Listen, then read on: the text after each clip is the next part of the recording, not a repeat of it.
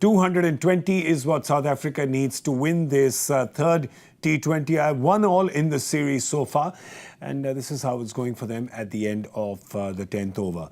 4 wickets gone. Well, the 4th wicket, which was the captain, Aiden Markram, falling just on the last ball of that 10th over. He was going well, so South Africa is going to hurt from that a little bit.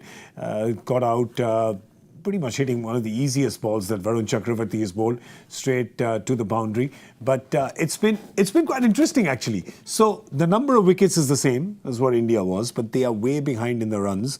And right now, they need, well, another 135 odd in the back 10. So I think that last wicket, Aiden Markram, the captain, perhaps swung the momentum back in India's favour.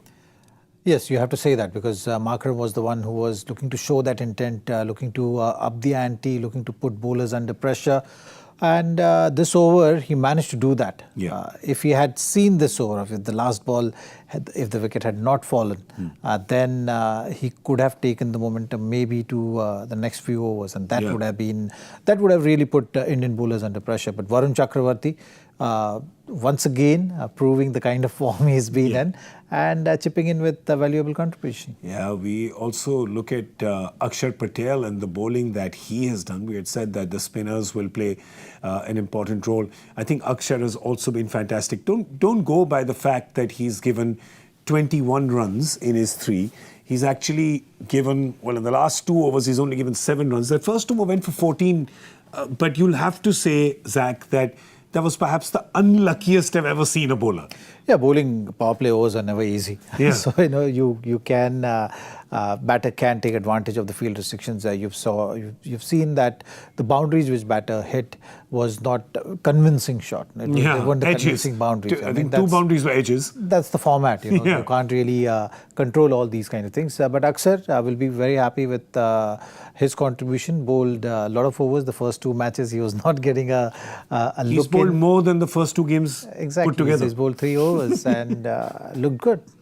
Yeah, he's looked really good. But Arshdeep in the wickets again is now overtaken Jasprit Bumrah as number of wickets in T20Is. Yeah, he's been playing regularly.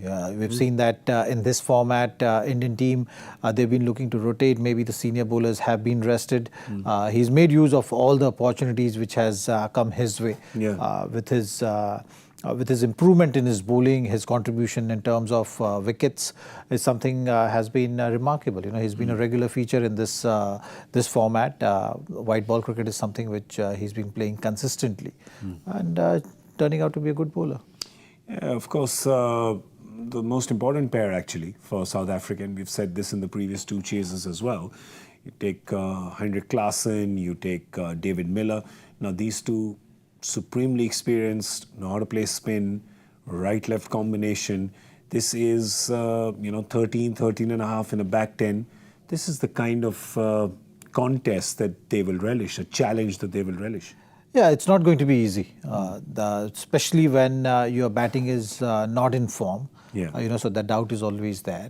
Second, the scoreboard pressure is always going to be there. When the team has scored 220 and you're chasing that total down, you can't really have your game dictate, so you have to basically go by what is the ask, and which means that you have to show that intent.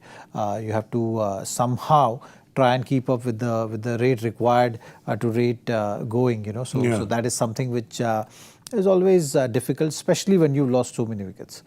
So that is the concern right now. What I was impressed by was the Indian bowling. It's the same pitch which South African bowlers were bowling on, and you've seen clearly that that South African batters are finding it tough to deal with the Indian spinners. Yeah, so there's, of course, when you look at the South Africa batters, it's probably, you think it's unfair to call them the last recognized pair, because Marco Jansen, Gerald Coetzee, Similane has shown that he can hit the ball as well. But when you talk about proper batters, somebody who needs to get, 80, 100 run partnership, then you're looking at these 2. The bulk of the job, fair to say the bulk of the job has to be done by Klaasen and Miller. Yeah, that's South Africa's chance, isn't it? So you have to see that this partnership is a solid one. Yeah. And not only the solid one, you got to put pressure on the bowlers, and you got to score at 13 plus per over, which is not going to be easy. Both of them have that six-hitting ability, that power. That's something which they have going for them. But when the required rate is 13 plus, almost 14, how do you manage that? How do you absorb pressure at the same time, keep the tempo going and keep the intent going? It's basically a combination of playing shots that are not too risky, but still taking enough risk to get 14 and over. So yeah, they have to figure out how it's done, not us. So we'll leave it to that pair. South Africa will be hoping that this pair can do much more than they've done in the first two games, that they can do what exactly their legacy is or what their reputation is.